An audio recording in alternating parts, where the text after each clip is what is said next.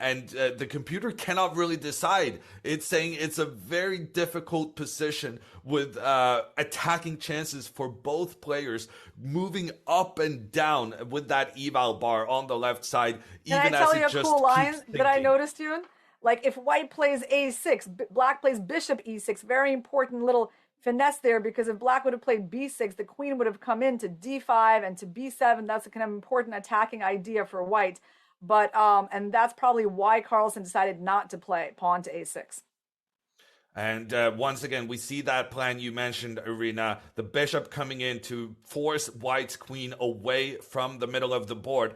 Anish has that pressure. He is the one who has managed to open up for his rook, pointing down towards the opponent. Unfortunately, this has taken him a lot of time to figure out, and he's down a full minute on the clock in these blitz matchups. The situation on the board, of course, the most important. But even when you're looking good, if you're down massively on time, that could be a huge issue down the road. I love Anish's position. It seems so much easier to play. Like he's just going to go rook d to g8, queen to g7, and h4. It's like a really simple plan, and I feel like Carlsen's got to bring his A game to save this one. Carlsen making defensive retreats on that right side where his king is facing some trouble. I think Magnus now just making sure to move his pieces towards the right to help out the king in trouble. And Anish is simply retreating his rook to g7. Doesn't change the big picture.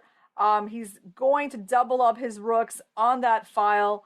And Magnus is trying to hold the blockade. Good idea. Like I said, Magnus is in full defensive mode.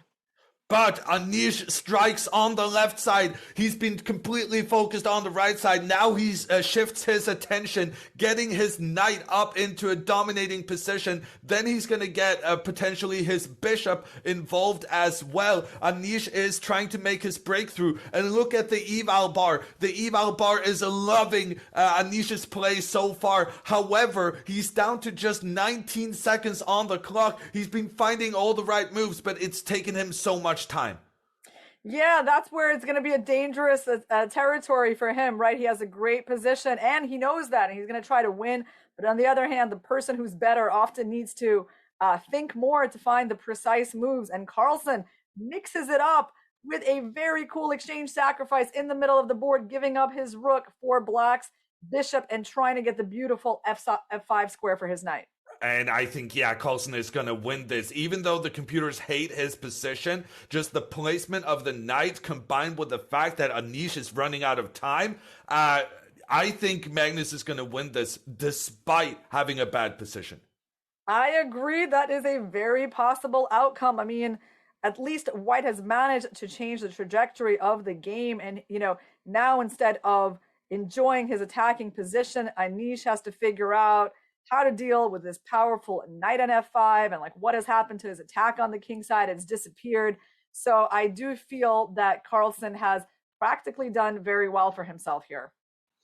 Carlsen moving his knight out to the right hand side. The rook has to move away from being attacked. Multiple moves coming in now as Anish has to increase his pace. And Anish manages to take some pawns in that sequence of events. In fact, Anish has done very, very well here as the moves on the transmission board catch up. Anish has given back that rook he had extra, but he's captured so many white pawns in the meantime. Yes, he's got a great bishop. He's still up a pawn. And now he brought in his queen. The good news for Anish is that his position has become more simple to play. And Carlsen's knight is stuck on the side of the board, not able to move anywhere. So black is better, but he still needs to kind of watch out for events on the queen side. And we can see that Carlsen is trying to make some threats there. Yeah, and Carlsen makes a threat and Anish completely ignores it. Magnus thought with his queen and rook pointing down towards the black king that Anish would have to go to defensive mode, but Anish instead pointing his bishop towards the white king. Magnus has no defense. Magnus has to retreat his rook into a defensive position, but here the black bishop is going to capture in towards the white king, and Magnus resigns the game as the knight is being lost afterwards. That was an incredible game with the black pieces from Anish, Giri, and Magnus. And look at the faces he's making. That is his fourth loss in this World Blitz championship. And actually some information about how Magnus has done in these events previously. In the 42 rounds